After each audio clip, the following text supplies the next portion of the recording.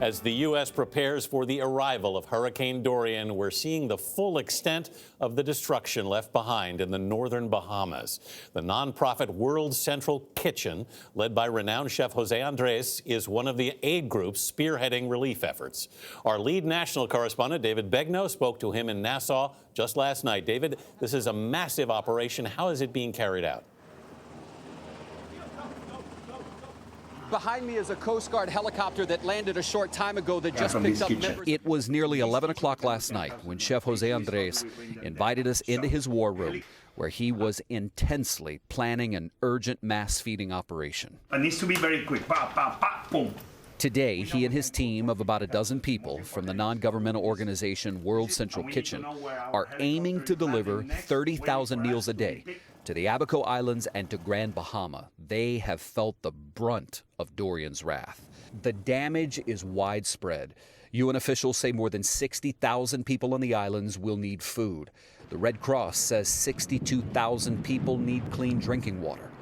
In the northern part of the Abaco Islands, everything is gone. There's no electricity, there's no communications. The team has been working nonstop, prepping and delivering meals to those who have been impacted by the hurricane. We had some sandwiches and some fruit, On Monday, the chef went to the Abaco Islands, and he brought with him more than 1,000 ham and cheese sandwiches. We're an NGO that we're trying to be saving as many lives as we can, one meal at a time. To carry out this massive operation, the chef has chartered 2 seaplanes and an amphibious vehicle. He says he's also rented at least 2 helicopters that will be used to ferry food from this boat that he hired that's coming from Florida. Today, big news. This is not the first time the celebrity chef has become a disaster first responder. After Hurricane Maria devastated Puerto Rico, World Central Kitchen stepped in to serve nearly 4 million meals with the help of thousands of volunteers. Obviously, number one priority right now as we are trying to search and rescue.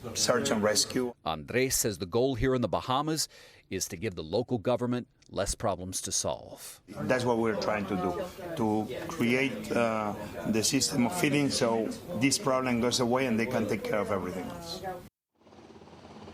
You are looking live at a United States Coast Guard helicopter that is preparing to take off. It is loaded with members of the Bahamian National Guard. I talked to one of the commanders who said the Coast Guard is taking these guardsmen to the Abaco Islands. I said, what is their mission? Is it security? And she said as she walked away, rescue, rescue, rescue, rescue. They are still in a rescue mode right now. As it pertains to the chef, it's incredible to see the resources that he himself has brought in order to distribute the food. He said, David, I can't be tying up resources like the U.S. Coast Guard are begging other people who need to actually get in and rescue folks. I need to bring in my own resources. That's why he's hired those ships and boats and helicopters. He said another thing, Tony, that I'll never forget. He said when you come into a disaster zone like this, you got to have empathy and a will to just get it done. Yeah, and ham and cheese sandwiches, 2 seaplanes, an amphibious vehicle. What is he expecting to encounter once he's out there? Look, I mean, first of all, just getting to that area, finding a place to land is a challenge. But I remember last night, and that meeting that we were in, Tony, was so intense, right, with his people at the table. And at one point he said, listen, don't give me any of that fancy food we send to restaurants that are watered down or something. This is not a fancy restaurant. Give me the hearty stuff that I can feed people who may not eat another meal for 2 or 3 days after we encounter them. Yeah, make the rescue and then have the good stuff for the celebration. David Begnaud for us in the Bahamas. David, thank you very much.